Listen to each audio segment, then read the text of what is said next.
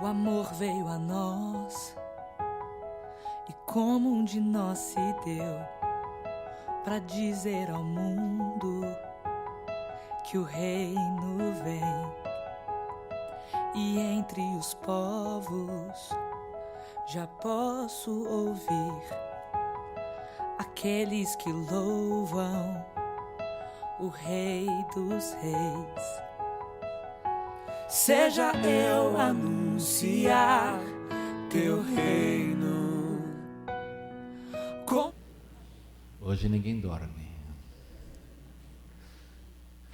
Vai sair no som até nos pensamentos aí.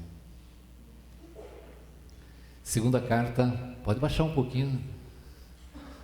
Dá para ouvir aí, Luiz? Tranquilo?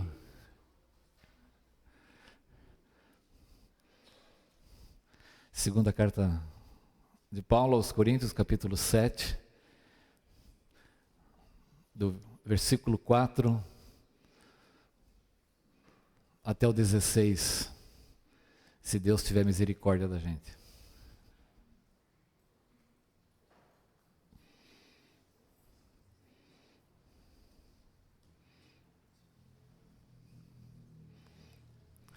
Ao longo desses 34 anos,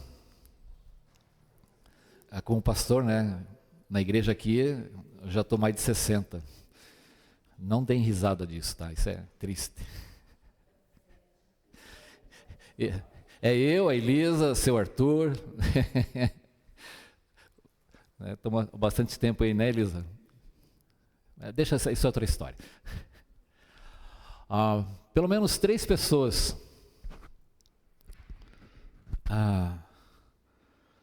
que eu me lembre, né, nos procuraram para pedir perdão pela maneira como deixaram a igreja, pelas coisas que disseram, e uma delas o fez publicamente. Foi um tempo atrás, vocês se lembram, a Liliane, lembram-se da Liliane, irmã da Maria Helena? Ela veio aqui, né, à frente, e falou sobre como ela rejeitou as orientações, a disciplina dos pastores da igreja sobre a vida dela e as consequências que isso trouxeram para a vida dela. Lembram-se disso? Alguém que está acordado aí, balança a cabeça assim só, né?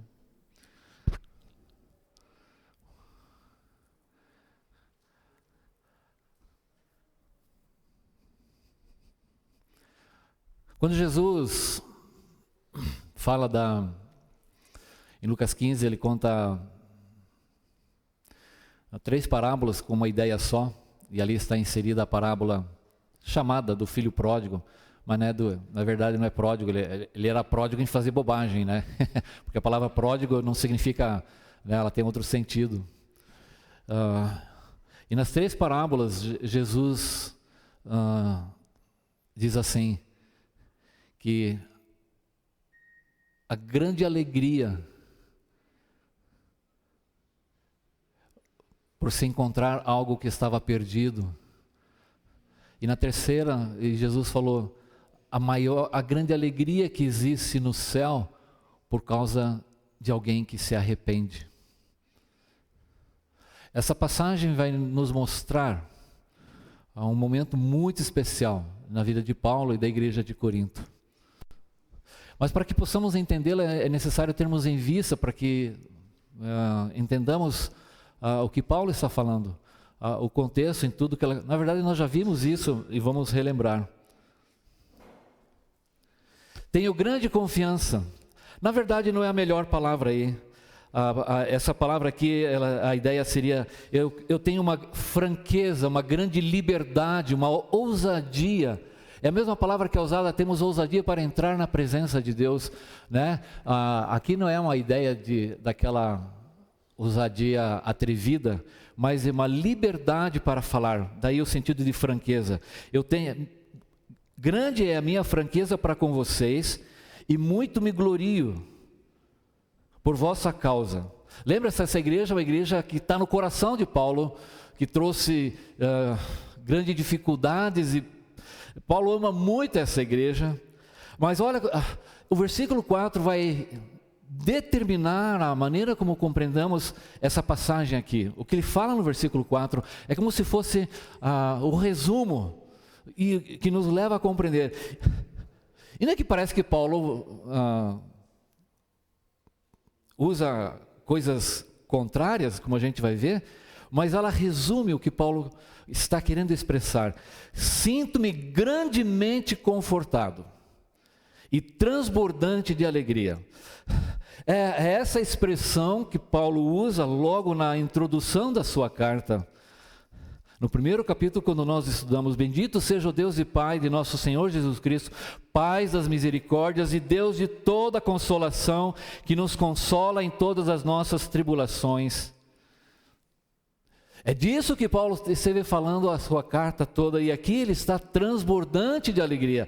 É uma alegria que, a palavra aqui, ela é usada para como quando um rio ultrapassa as suas margens e inunda. Ele está grandemente confortado, consolado, encorajado e está transbordante de júbilo em toda a tribulação. A palavra tribulação é aquelas situações de pressão, de estresse, de angústia, de sofrimento, de dor física e emocional na alma.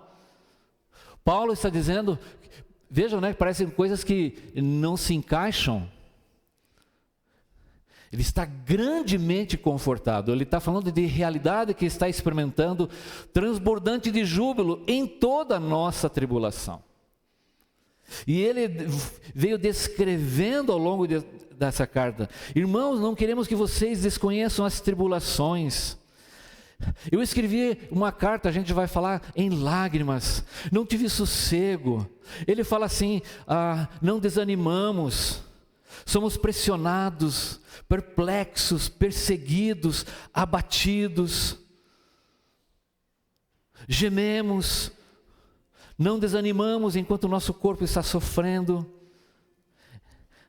nos recomendamos em sofrimentos, privações, jejuns, sonos, trabalhos, desonrados, infamados, por honra, por desonra. Paulo abre o seu coração, ele mostrando que é um ser humano tão comum. 6:12, falamos abertamente, abrimos o nosso coração. 2 Coríntios 6:11. 7:2, conceda-nos lugar no coração de vocês, a ninguém prejudicamos.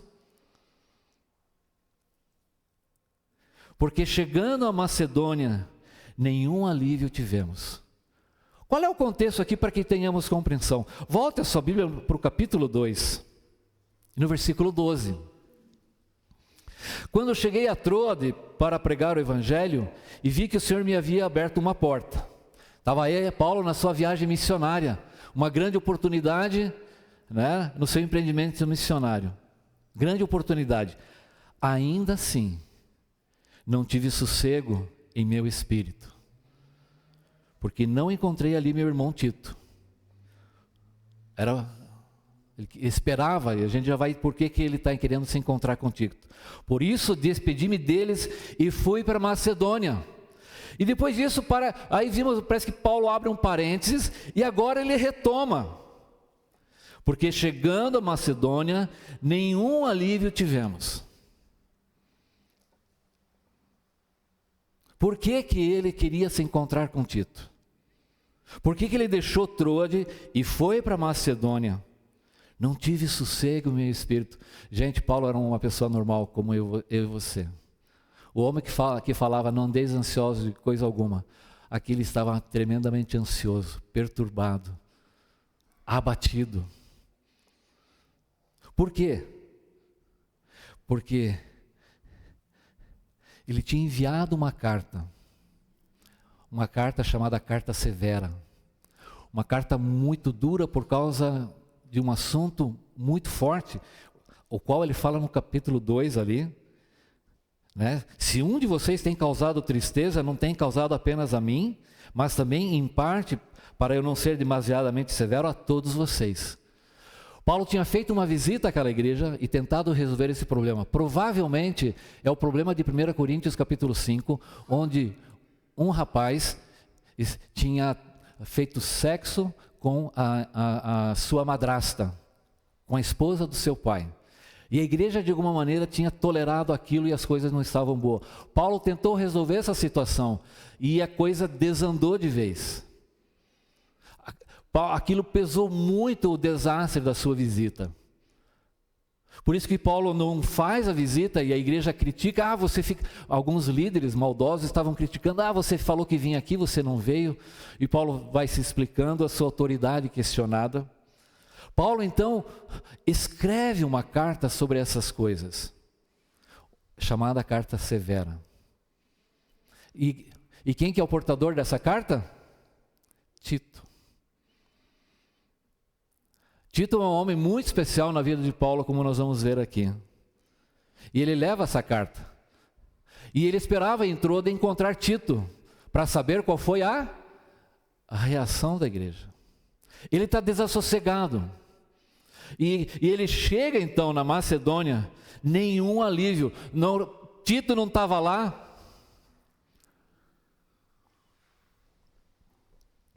Paulo está angustiado. Ele ama essa igreja. Não estamos limitando o nosso afeto a vocês. Abram o coração de vocês para mim. Não digo isso para condená-los, mas já lhes disse que vocês estão em nosso coração. Estou lendo Coríntios 7,3. Vocês estão em nosso coração para junto morrermos ou vivermos. É uma expressão moderna. Como é que a gente fala isso hoje em dia? Estamos juntos para morrermos ou vivermos. Como é que a gente fala isso hoje em dia? Estamos juntos. Mas só que Paulo foi muito além. Não só para viver, mas até a morte. Aquilo está pesado para Paulo. E olha o que ele fala: em toda a nossa tripulação, porque chegando à Macedônia, nenhum alívio tivemos. Pelo contrário, em tudo fomos atribulados. Lutas por fora, temores por dentro. Você percebe Paulo se expondo completamente? As pressões de fora, mas os temores por dentro, meus medos, minhas dúvidas, minha ansiedade.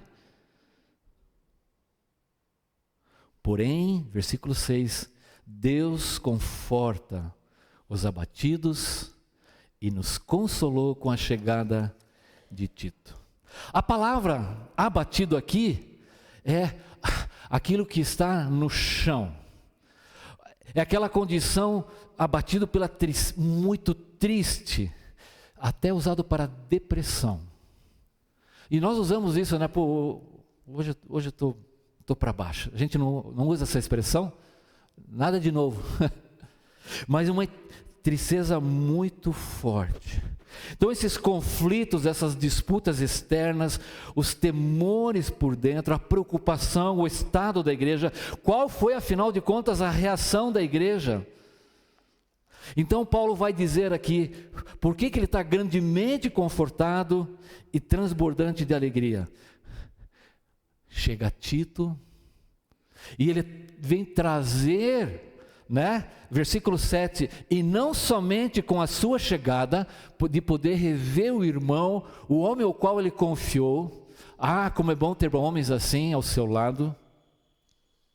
Mas veja só, mas também pelo conforto que recebeu de vós.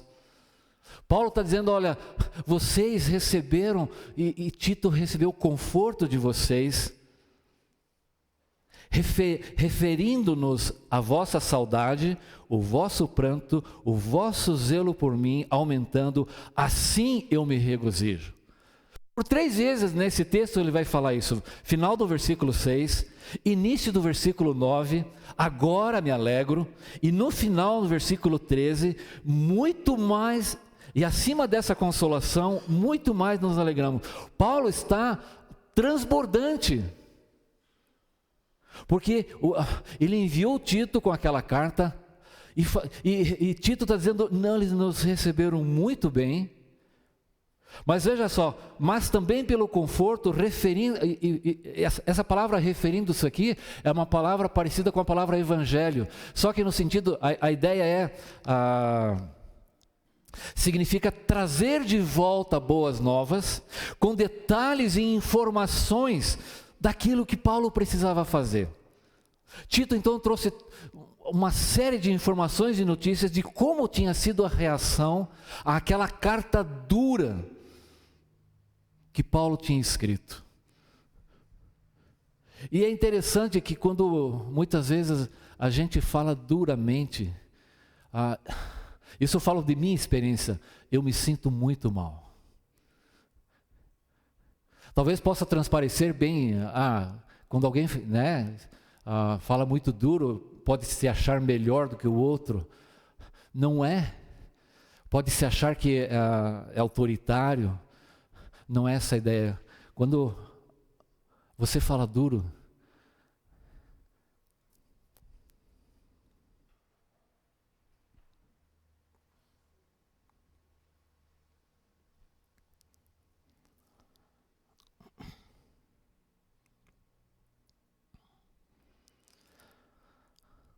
Deus é muito bem-humorado. Essas cartas, elas... O que Paulo... Que coisa...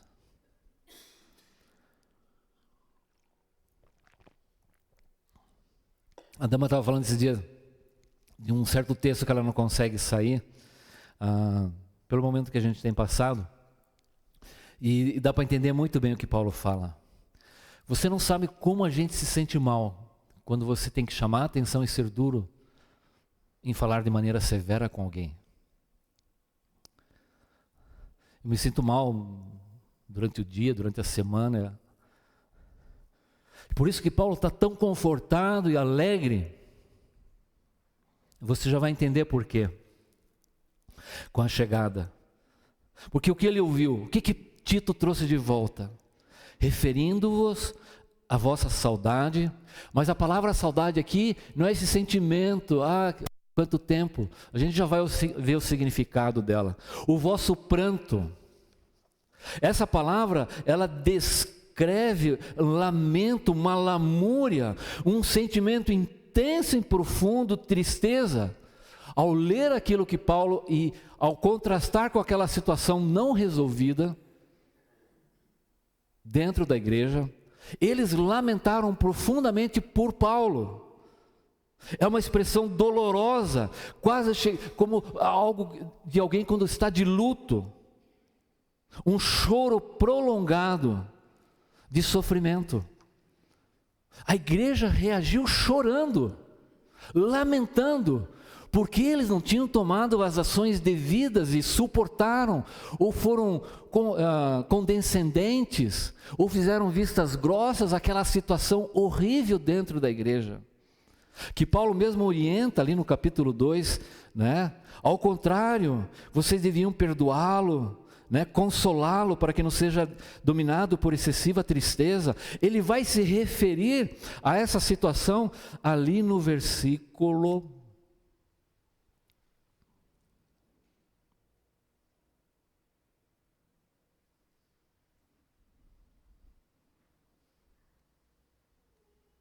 1. Fugiu agora. Não. Já vamos... Na leitura vai aparecer, agora me perdi aqui. A mesma situação ele vai se referir, a gente já vai ver. Vosso pranto e o vosso zelo. A gente já vai ver esse significado e o sentido. Assim eu me regozijo. Então, observe que ele está nessa situação, abatido, atribulado, temores por dentro, né? Lutas por fora, temores por dentro, mas a chegada de Tito trouxe a ele um conforto. E ele está transbordante de alegria.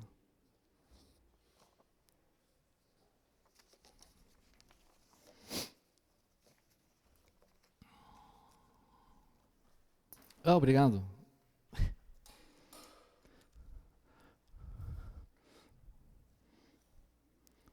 Versículo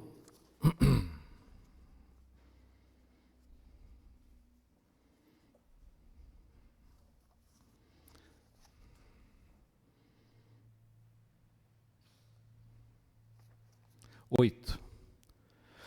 Porquanto, ainda que vos tenha contristado com carta, ele vai se referir a essa carta mais vezes. Então perceba, que carta é essa? Está lá no capítulo 8. Escrevi como escrevi, para que quando eu for, não seja entristecido por aqueles que deveriam alegrar-me.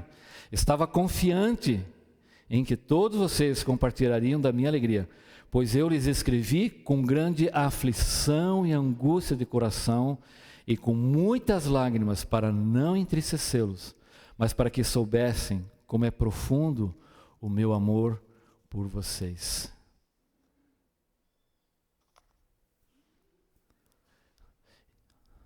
Não me arrependo, embora já tenha me arrependido. Vejo que aquela carta vos contristou por breve tempo. Agora me regozijo. O que Paulo está falando? Não parece uma coisa confusa?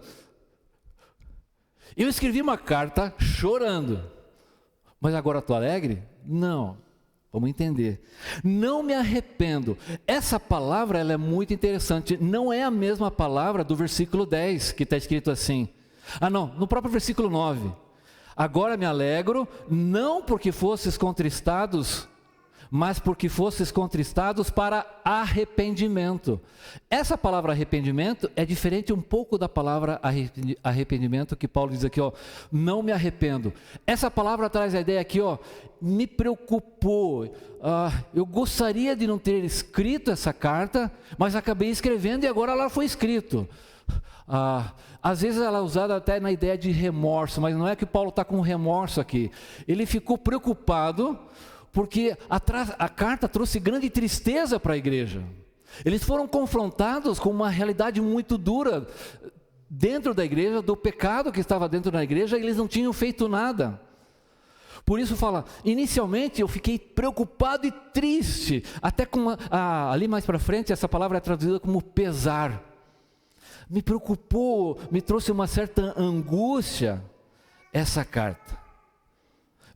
É como se tivesse mudado o sentimento dele a respeito, essa palavra é usada, né? Essa mudança de sentimento com respeito a algo que se diz ou ao que se fala, né? Não gostaria de ter falado isso. Então, embora já tenha me arrependido, vejo que aquela carta, né, contristou você, trouxe grande tristeza. Mas sempre é bom ler o contexto. Agora me alegro, não porque fostes contristados, mas porque fostes contristados para arrependimento, porque vocês foram contristados segundo Deus, para que de nossa parte não sofressem, para que não dano nenhum sofressem. Porque a tristeza, segundo Deus, produz arrependimento para a salvação. A palavra arrependimento, tanto no versículo 9 quanto no versículo 10 aqui, é uma outra palavra, que ela expressa a mudança de mente, uma mudança no coração, na atitude de interesse. É uma nova mentalidade que leva a uma atitude completamente diferente para com o pecado. Uma mudança de conduta, uma transformação.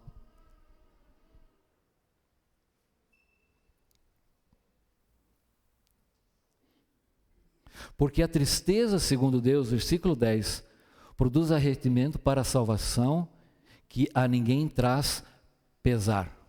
A palavra pesar aqui é a mesma palavra que Paulo usa ali no versículo 8. Qual seria a ideia? Que o arrependimento, a mudança no coração, na mente, a postura, o direcionamento às ações, esse arrependimento que Deus traz ao coração, que produz tristeza no nosso coração, quem experimenta isso, ele não tem pesar, ele não se arrepende do arrependimento, ou seja, ele não pensa, poxa, eu não devia ter feito isso, será que eu devia ter feito diferente? Quando Deus atua sobre a vida, trazendo esse arrependimento, ninguém se arrepende. É um arrependimento do qual você... É como se Paulo fizesse uma espécie de trocadilho. É um arrependimento que Deus faz que não te traz arrependimento por você ter se arrependido. Deu para entender? Mais ou menos. Você não se arrepende disso que se fez. E afinal de contas, aqui uma coisa muito importante que eu queria trazer para vocês nessa manhã. Qual a diferença da tristeza gerada pelo arrependimento segundo Deus e a tristeza gerada pela consequência do erro? Qual é a diferença, afinal de contas, que existe entre arrependimento e remorso? Aquela sensação de... Onde que está a diferença? Você tem um vizinho chato, muito chato. Ele prejudicou você, ele difamou você e você planeja matá-lo. E depois que matá-lo, você prepara a fuga e vai morar no Paraguai. A pessoa faz isso, mata o seu vizinho e começa a fugir. Só que durante a fuga você é preso. E um dia eu vou lá te visitar na prisão. Você está chorando. Por que eu fiz isso? Estraguei minha vida. Estraguei a vida da minha família. Olha quanta vergonha. Ele está triste? Porque se ele não tivesse sido preso, ele estivesse lá no Paraguai, estaria tudo bem. Ele sente arrependimento por causa da consequência do seu assassinato. Ele não sente tristeza por causa do seu erro, do seu pecado. Você percebe a diferença? Ah, mas eu nunca pensaria fazer isso, né? Apesar de ter um vizinho chato.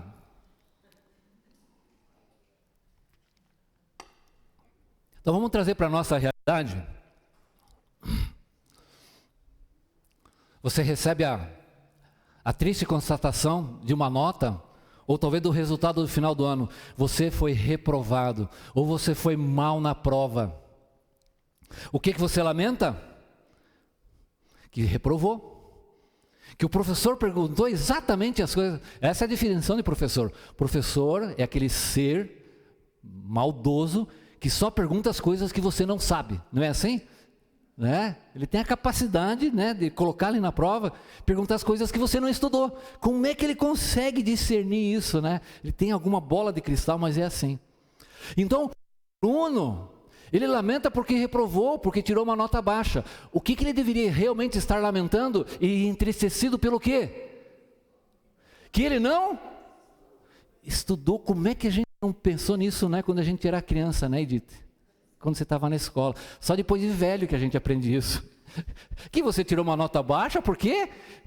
Ficou jogando videogame, foi jogar bola, né? Ficou soltando pipa, ficou no celular e não estudou. Muitos de vocês aqui dirigem, não dirigem? Aí um belo dia, você recebe uma foto, né? Uma cartinha, alguém lembrou de você. E faz você lembrar que você precisa pagar R$197. Por quê? Porque você passou no sinal vermelho. Por que você ficou bravo? Por que você fica injuriado? Porque você você está chateado com a consequência da multa. E 5 pontinhos na carteira.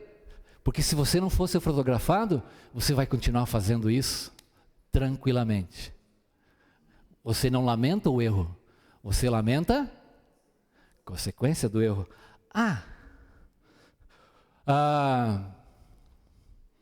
Quem trabalha em escritório aqui? Quem trabalha em escritório? Alguma vítima que trabalha em escritório?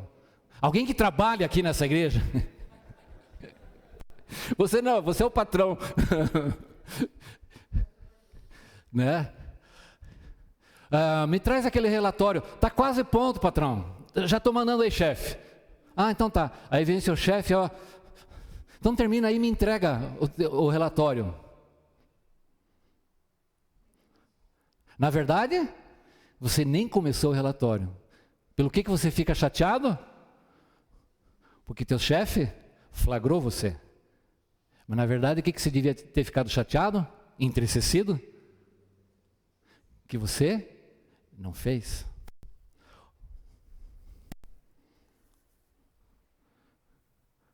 A pessoa que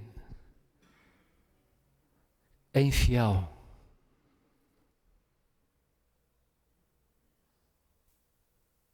ela lamenta porque foi descoberta e não o seu pecado. Porque se ela não é descoberta, enquanto não é descoberta, essa é a diferença do arrependimento que traz vida e do remorso. Na Bíblia, existem alguns exemplos. Davi, compadece-te de mim. Ele havia adulterado. E ele fala assim: lava-me completamente da minha iniquidade, purifica-me do meu pecado. Pedro chorou amargamente depois de ter traído Jesus. E ele foi restaurado: apacenta minhas ovelhas. Esaú é a tristeza segundo o mundo. Pois Hebreus 12, versículos 15 a 17, diz assim: pois sabeis também que posteriormente, querendo herdar a bênção, foi rejeitado, pois não achou lugar de arrependimento, embora com lágrimas o tivesse buscado. Ele vendeu a sua primogenitura, né? Ele casou-se com mulheres ímpias. Ele ameaçou matar o seu irmão. E a Bíblia fala que ele buscou com lágrimas lugar de arrependimento. Ou seja, as coisas não tinham mais como ser modificadas. Judas, diferentemente de Pedro, disse assim, ó, então, Mateus 27, 3 a 5, Judas, que o traiu, vendo que Jesus fora condenado, tocado de remorso, devolveu as moedas. Pequei, traindo sangue inocente. Ele reconhece, e o que ele acaba fazendo? Se suicida. Retirou-se, foi e se enforcou. Essa é a diferença entre a tristeza, segundo Deus, produz arrependimento para a salvação, traz liberdade, mas a tristeza segundo o mundo, essa tristeza simplesmente pelas consequências do pecado, isso não traz libertação, não traz cura, não traz redenção, não mexe com a culpa.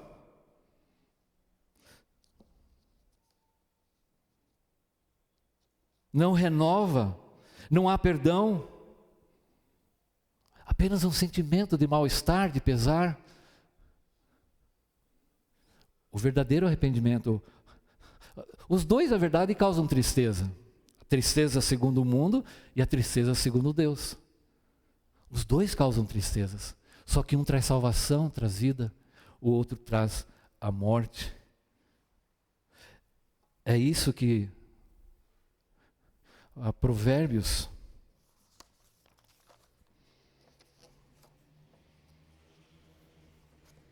Provérbios 12, 1.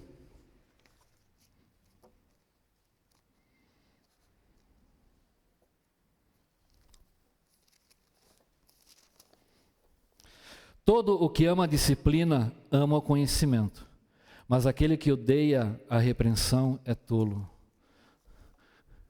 Se você é repreendido, se você é disciplinado, se você é chamado a atenção, tenha certeza absoluta que se você ouve isso, você é uma pessoa sábia. O tolo odeia a repreensão, a disciplina, porque ele se acha melhor, porque ele é orgulhoso. Como é difícil tratar alguém que resiste e acha que não está errado, e acha que está fazendo tudo certo. Não, isso eu já sei, isso você já me falou. Eu não sou assim e assim por diante. Que tolice. Ele odeia a repreensão, ele odeia o conhecimento. O sábio aprende. Ele experimenta o que é ensinado em Hebreus.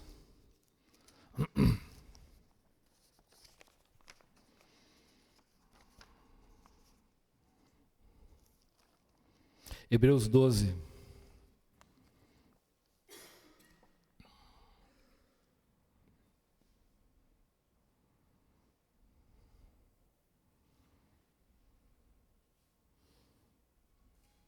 Nenhuma disciplina, Hebreus 12, 11. Nenhuma disciplina parece ser motivo de alegria no momento. E é o que Paulo estava falando. Eu sei que a minha carta entristeceu vocês. Foi muito dura, foi muito pesada. Então no momento, dói, humilha, machuca. Mais tarde, porém, produz fruto de justiça e paz para aqueles que por ela foram exercitados. É benéfico, é transformador, é libertador. Essa tristeza então causada, ainda que severo, duro, e não é simples falar, mas traz cura, traz perdão, traz renovação.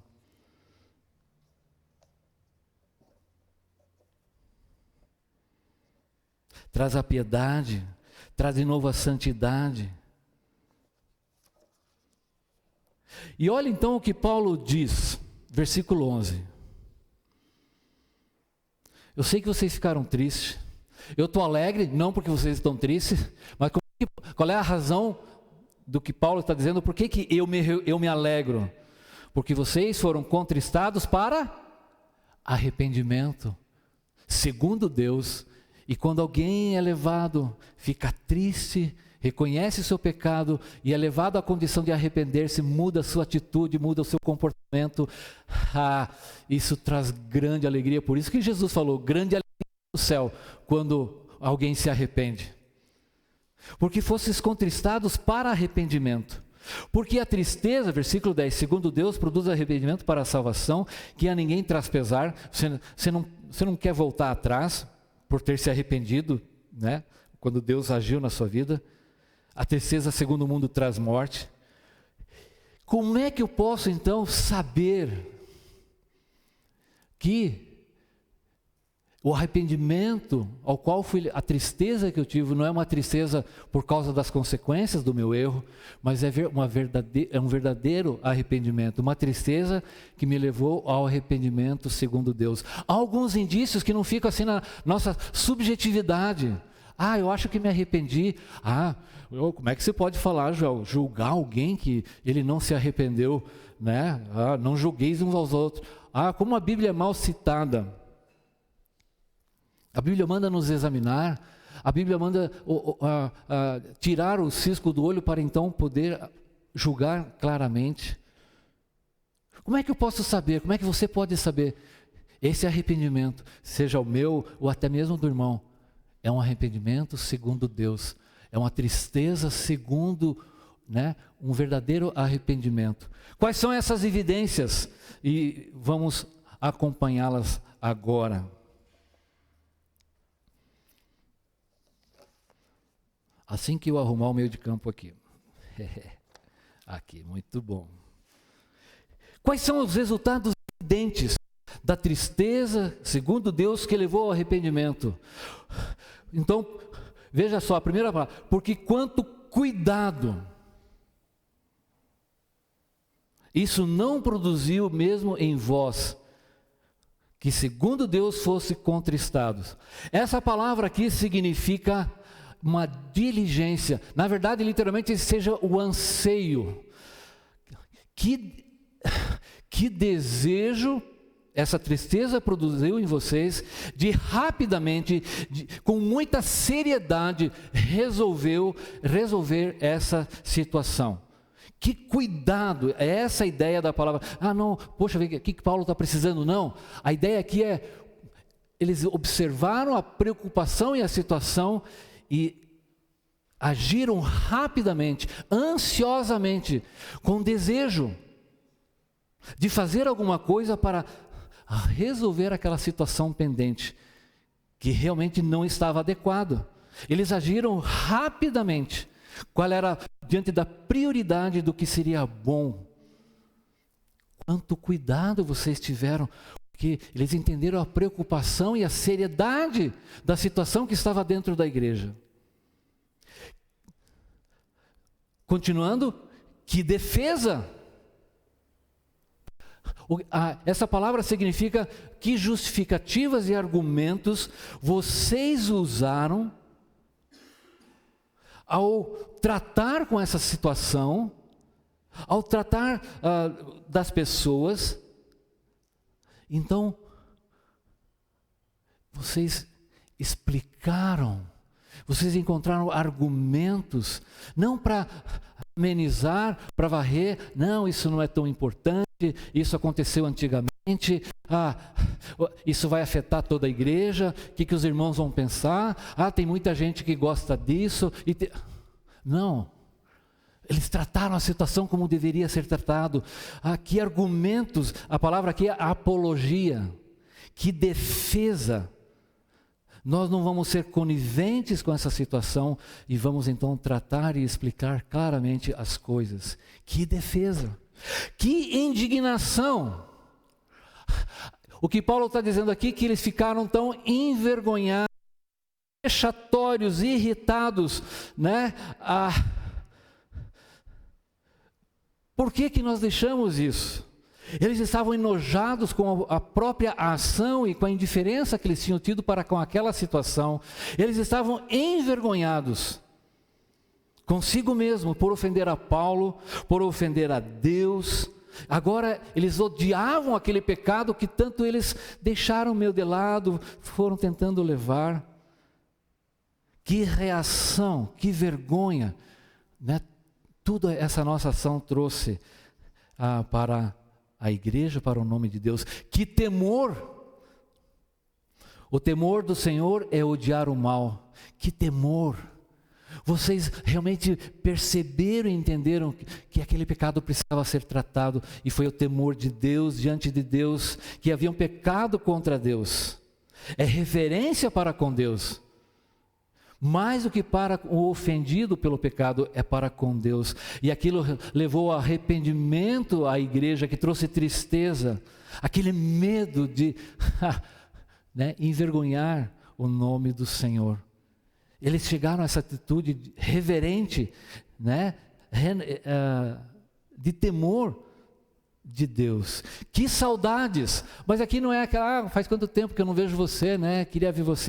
A palavra é anseio, é aquele desejo profundo e sincero de que o relacionamento fosse restaurado. Eles perceberam como Paulo estava pesado, triste, preocupado com a igreja. Então esse anseio levou eles a esse desejo de novamente restaurar o relacionamento com Paulo, de restaurar os relacionamentos que estavam rompidos dentro da igreja. Que anseio, que saudades. A palavra saudade aqui ela pode nos levar a uma compreensão não muito clara do que o termo realmente era. O desejo de fazer aquilo que é certo, que ansiedade, né, de restauração do relacionamento. Que zelo. A palavra é de fazer tudo de acordo do arrependimento, leva a um zelo de fazer as coisas certas, um profundo desejo de fazer o que é correto, né? Que zelo, a restauração do pecador, a restauração dos relacionamentos. Que zelo vocês demonstraram, ao serem confrontados, vocês não ficaram ali, bem, que vamos... Não, eles agiram rapidamente. Que vindita, essa palavra então aqui é muito complicada. Como é que está na versão de vocês aí? Alguma não está que vingança? Tem alguma versão aí? Como é que está? Deseja? Deseja de punir, que deseja de punir o culpado? Alguma outra versão aí? Vingança, em algumas está vindita. É um palavrão, né? Que vingança? Vingança? Não, é que essa palavra Não é uma boa palavra aqui. Porque a quem pertence a vingança? A Deus. E vocês pregaram sempre, né, que não se pode vingar, não vinguei a vós mesmos, né, e assim por diante. Né, se alguém te dá um pontapé, você vai lá dar outro pontapé e dá mais um, assim como juros e correção monetária. Né? Vingança. Né? A expressão da Bíblia do Otávio é que se aproxima mais à ideia. Fala alto aí.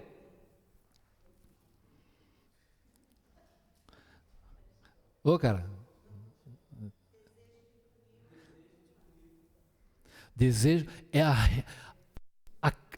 é fazer a clara disciplina de que aquele homem que fez o que não devia ter feito, ele precisava ser disciplinado, ele precisava ser punido por aquela ação.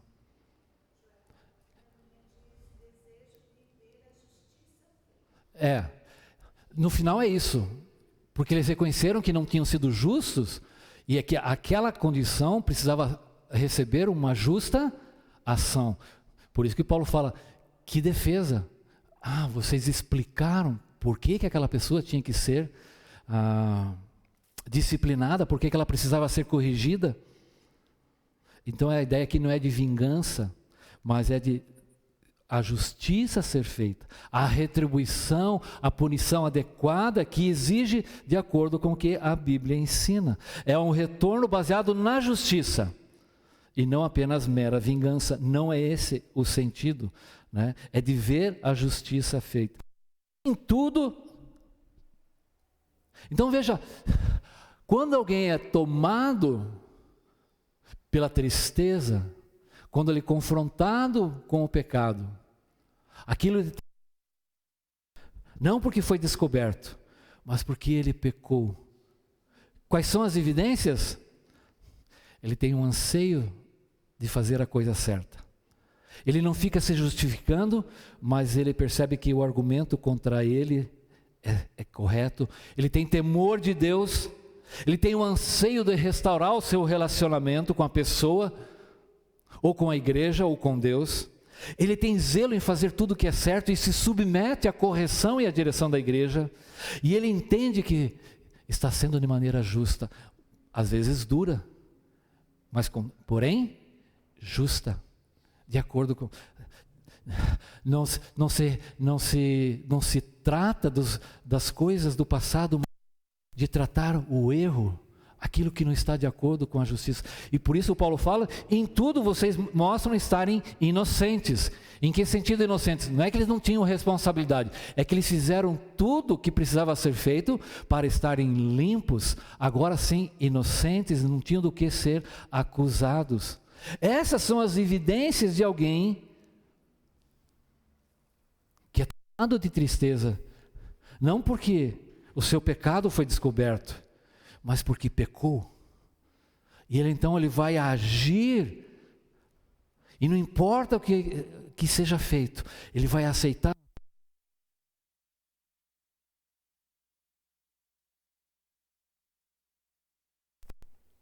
Ele vai compreender que aquilo está sendo feito para o seu bem. Versículo 12. Portanto, embora você tenha escrito novamente, não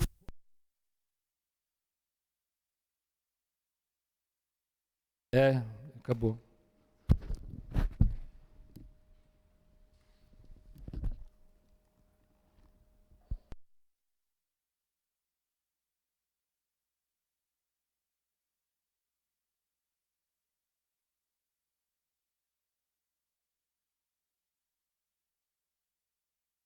Escrito, não foi por causa do que fez o mal, nem por causa do que sofreu agravo. Então havia um problema de relacionamento. Gente, você percebe a extensão quando entre nós existem desavença, conflito, coisas não resolvidas? Quem que sofre? Alguém falou? O corpo de Cristo sofre. Todos sofremos. Mas para que a vossa solicitude, a palavra solicitude aqui é a mesma palavra que Paulo usa para a espude. Onde é que está aqui? no versículo 11, porque quanto cuidado, aqui foi traduzida por quanta solicitude no versículo 12, porque vocês se empenharam prontamente em executar e promover aquilo que não estava correto. Vocês trataram de corrigir, reconheceram o seu erro, vocês foram entristecidos, mas segundo Deus, e se arrependeram da maneira como vocês trataram essa situação. Versículo 13, e foi por isso que nos sentimos confortados. Que alívio, que alegria que Paulo teve ao ver a reação da igreja diante da confrontação dura, aquela carta que Paulo escreveu debaixo de lágrimas. E ele estava muito ansioso, perturbado, a ponto de deixar uma frente missionária e querer, Tito, vou me encontrar com Tito, Tito tem notícia, eu preciso saber, está muito difícil, eu tenho que saber como está essa igreja. Que entrega, e Paulo está descrevendo tudo isso, que amor esse homem tinha por essa igreja. Mas, além da maneira como, veja só, ele vai concluir agora aqui no final do versículo. Veja a segunda metade do versículo 13. E acima dessa consolação, ou seja, eu fui confortado, eu estou muito alegre, mas Paulo parece que, olha, agora estou aliviado com tudo que, com o que Paulo está alegre? E acima dessa consolação, muito mais, nos alegramos pelo contentamento de Tito. Olha pelo que Paulo realmente estava mais alegre ainda. Cujo espírito foi, na minha versão, está recreado por todos vós. Como é que está na versão de vocês? Outra versão aí. Recebeu refrigério. Outra versão. Tem alguma outra aí?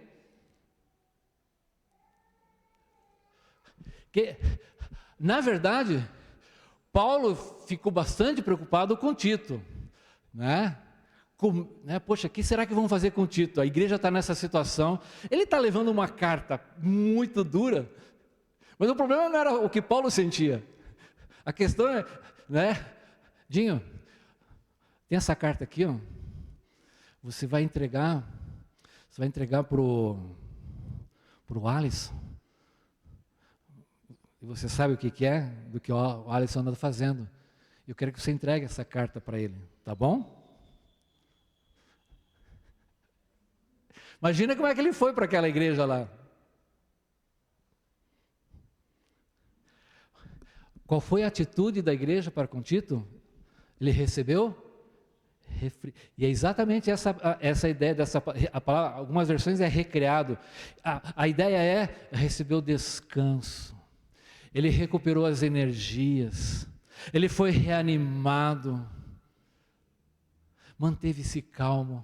A igreja já estava apaziguada e existia uma atmosfera de harmonia, de maneira que quando ele chegou ali, levaram ele para passear, para comer pizza, levaram ele na praia, pagaram 2 dias num hotel lá, ele descansou. Ele almoçou na casa dos irmãos, e os irmãos estavam contentes, estavam compartilhando, estavam alegres pelas vitórias, que tudo agora estava renovado. Quando Tito traz o relatório e conta essas coisas, Paulo fica mais confortado e muito mais alegre, porque Tito foi bem recebido, respeitado. Versículo 14, porque se em alguma coisa me gloriei de vós para com ele, não fiquei envergonhado, pelo contrário, como em tudo vos falamos em verdade, também a nossa exaltação na presença de Tito se mostrou verdadeiro. Não, vai lá Tito, vai dar tudo certo. E Paulo está dizendo, puxa vida, vocês não me decepcionaram. É engraçado esse jogo de sentimentos, né? Paulo está tão pesado e preocupado, e agora ele está assim, exaltando, extasiado, ele está feliz da vida, e observe como é que ele termina, e o seu entranhável afeto cresce mais e mais para conosco.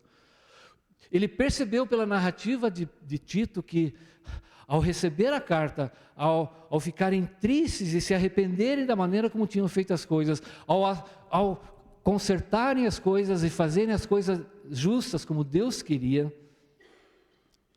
eles queriam, né, e mostraram, e Tito pôde perceber como Paulo era querido e desejado, amado. O seu entranhado afeto cresce para conosco.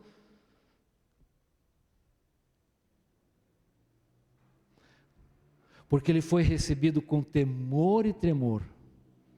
É assim que ele foi recebido.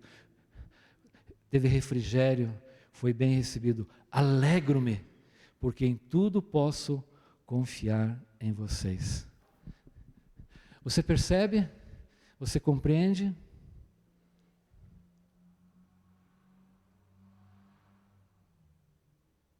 Essa igreja trazia tanta preocupação, mas quando se arrepende e faz aquilo que é certo, foram tomados de grande tristeza.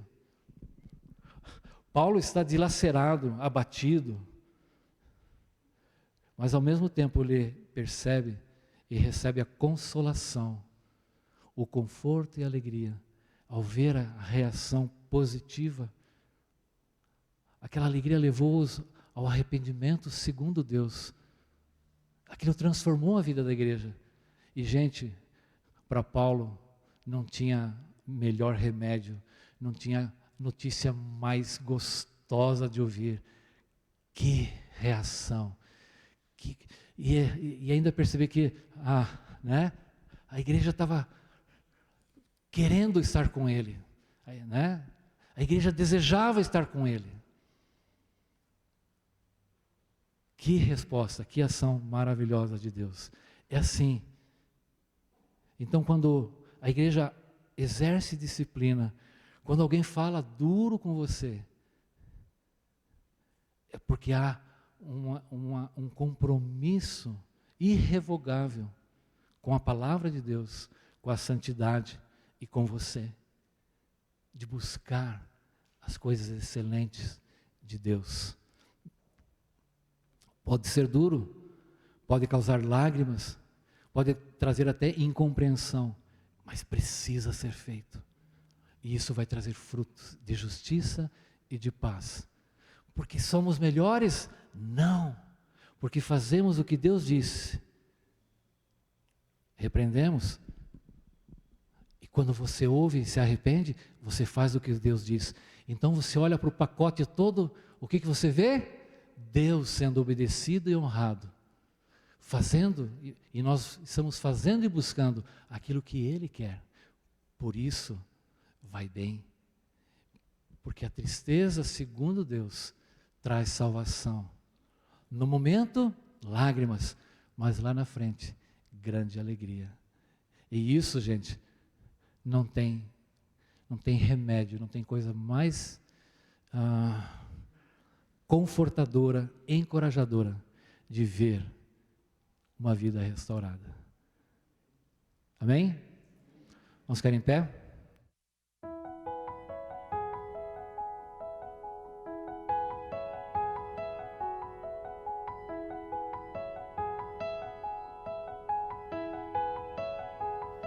O amor veio a nós e como um de nós se deu para dizer ao mundo que o reino vem, e entre os povos já posso ouvir aqueles que louvam o Rei dos Reis.